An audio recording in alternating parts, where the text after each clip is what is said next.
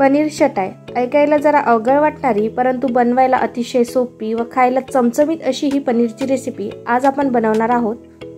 पनीर हे शरीरासाठी अत्यंत उपयोगी आहे, खास करून डोळ्यांसाठी।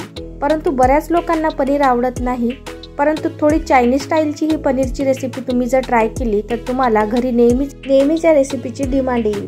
चला तर आता बनवायला सुरुवात करूया। तर मी या ठिकाणी पावशेर पनीर घेतलेला आहे। या पनीरचे मी लांब असे क्यूब कट करून घेणार आहे। तर आपल्याला हे लांब व थोडे थिक असे कट करून घ्यायचे आहे। तर अशा प्रकारे हे पनीर कट करून घ्यायचे आहे। तर मी हे संपूर्ण पनीर कट करून घेतलेले आहे। एकसारख्या साइज मध्ये आपल्याला हे पनीर कट करायचे आहे। तर आता संपूर्ण पनीर हे एकसारख्या साइज मध्ये कट करून झालेले आहे।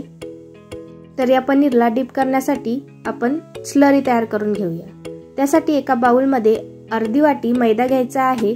त्यानंतर अर्धी वाटी यामध्ये कॉर्नफ्लॉवर घालायचा आहे। 1 चम्मच तिखट घालायचा आहे। चवीनुसार मीठ घालायचं आहे। 1 चम्मच शेजवान सॉस घालायचा आहे। तुम्हाला जर जास्त तिखट हवं असेल तर तुम्ही 2 चम्मच शेजवान सॉस घातला तरीही चालेल। 1 चम्मच सोया सॉस घालायचा आहे। 1 चम्मच ग्रीन चिली सॉस घालायचा आहे व 1 चम्मच रेड चिली सॉस घालायचा आहे। आता या संपूर्ण साहित्यांना अशा प्रकारे आपल्याला मिक्स करून घ्यायचं आहे। आता यामध्ये थोडं पाणी घालून आपल्याला याची स्लरी तयार करायची आहे। अगदीच पातळ किंवा अगदीच घट्ट अशी आपल्याला स्लरी बनवायची नाही, जेणेकरून ती स्लरी या पनीरच्या क्यूब्सला चिटकली पाहिजे। तर यामध्ये थोडं करूनच आपल्याला पाणी घालायचं आहे। एका वेळेस संपूर्ण आपल्याला पाणी घालायचं नाही। तर अशा कन्सिस्टन्सीची आपल्याला याची स्लरी बनवायची आहे। तर आता स्लरी तयार आहे। आता यामध्ये पनीर डीप करून आपण तळायला घेऊया। एका कढईमध्ये तेल गरम करायला ठेवलेलं आहे। आता पनीरचे क्यूब्स या स्लरीमध्ये डीप करून या तेलामध्ये आपल्याला तळून घ्यायचे आहे। त्यासाठी तेल छान तापून घ्यायचं आहे व मीडियम फ्लेमवर आपल्याला हे पनीर तळून घ्यायचे आहे। अशा प्रकारे संपूर्ण पनीर या स्लरीमध्ये डीप करून आपल्याला या तेलामध्ये मीडियम फ्लेमवर तळून घ्यायचे आहे। हलका ब्राऊन कलर व कुरकुरीत होईपर्यंत आपल्याला हे तळून घ्यायचे आहे। एक साइडनी हे तळून झालेले आहे। आता पलटून याला दुसऱ्या साइडनी सुद्धा आपल्याला तळून घ्यायचे आहे। तुम्हाला जर अशा प्रकारच्या चायनीज रेसिपी आवडत असेल तर अगदी सोप्या पद्धतीमध्ये veg manchurian, momos, paneer chilli अशा प्रकारच्या रेसिपी मी माझ्या चॅनलला अपलोड केलेल्या आहे। त्याची लिंक मी डिस्क्रिप्शन मध्ये देत आहे, त्यावर क्लिक करून तुम्ही बघू शकता। तर आता हे संपूर्ण पनीर तळून झालेले आहे। याला आपण एका प्लेट मध्ये काढून घेऊया। आता हे संपूर्ण पनीर तळून झालेले आहे, ते मी एका प्लेट मध्ये काढून घेणार आहे। तर अशाच प्रकारे मी बाकीही पनीर तळून घेतलेले आहे। तर आता आपण यासाठी लागणारी ग्रेव्ही तयार करून घेऊया। त्यासाठी मी एका वाटीमध्ये 2 चम्मच कॉर्नफ्लॉवर घेतलेला आहे। आता यामध्ये 1 चम्मच सोया सॉस घालायचा आहे व थोडं पाणी घालून आपल्याला याची पातळ अशी स्लरी बनवायची आहे। तर अर्धा ग्लास पाणी घालून याची आपण स्लरी बनवून घेतलेली आहे। तर आता पातळ अशी ही आपली स्लरी तयार झालेली आहे। आता आपण याची ग्रेव्ही तयार करायला घेऊया। त्यासाठी मी एका कढईमध्ये 2 चम्मच तेल घेतलेला आहे। आता यामध्ये 2 बारीक चिरलेल्या हिरव्या मिरच्या घालायच्या आहे व त्याला थोडं परतायचं आहे। मीडियम फ्लेमवर आपल्याला ही सर्व प्रोसेस करायची आहे। आता यामध्ये बारीक चिरलेला लसूण व आलं घालायचं आहे व याला सुद्धा थोडं परतून घ्यायचं आहे। जास्त याला आपल्याला शिजवायचं नाही।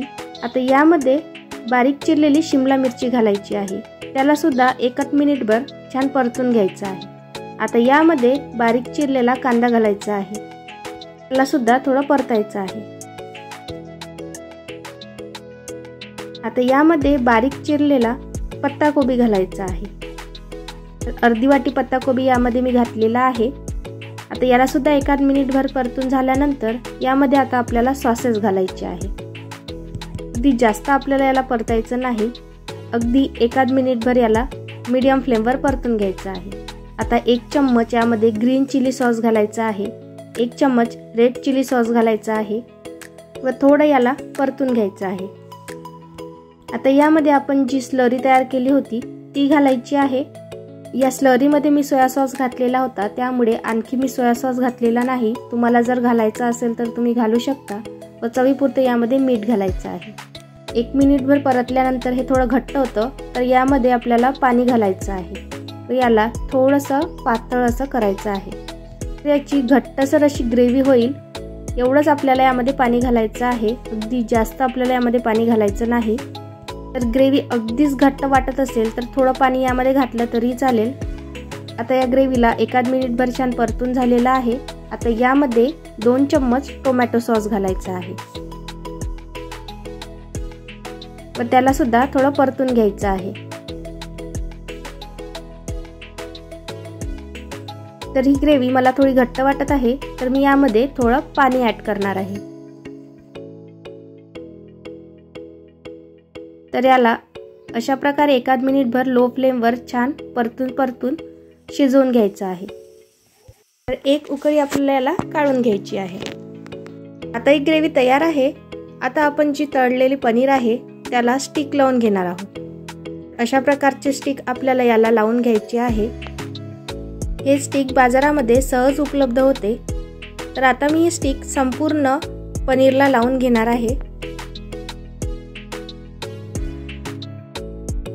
आता या संपूर्ण पनीरला स्टिक लावून झालेले आहे। आता हे पनीर ग्रेव्हीमध्ये टाकायचे आहे। ग्रेव्हीला छान उकळी आलेली आहे, गॅसची फ्लेम आपल्याला कमीच ठेवायची आहे। आता यामध्ये हे पनीर आपल्याला टाकायचे आहे। तर एक करून यामध्ये हे असे पनीर घालायचे आहे व आपल्याला 1 मिनिटभर याला थोडं शिजवून घ्यायचं आहे। अगदी लो फ्लेम मध्ये 1च मिनिटभर आपल्याला याला शिजवायचं आहे। तर या पनीरवर अशा प्रकारे हे ग्रेव्ही आपल्याला टाकायची आहे। तर आता 1 मिनिटानंतर आपले हे पनीर शटाय तयार आहे। ते आता आपण सर्व करायला घेऊया। बनवायला अतिशय सोपी व चवीला अतिशय उत्तम अशी ही आपली पनीर शटाय रेसिपी तयार आहे। आता सर्व केल्यानंतर यावर थोडी ग्रेव्ही घालायची आहे। तयार आहे आपले हे पनीर शटाय। तुम्ही ही रेसिपी तुमच्या घरी नक्की ट्राय करून बघा, सगळ्यांना नक्की आवडेल। व माझी ही रेसिपी तुम्हाला कशी वाटली मला कमेंटद्वारे नक्की कळवा व माझ्या अशाच नवनवीन रेसिपी पाहण्याकरता माझ्या चॅनलला लाईक करा, शेअर करा, सबस्क्राईब करा व बेल आयकॉनवर क्लिक करा। धन्यवाद।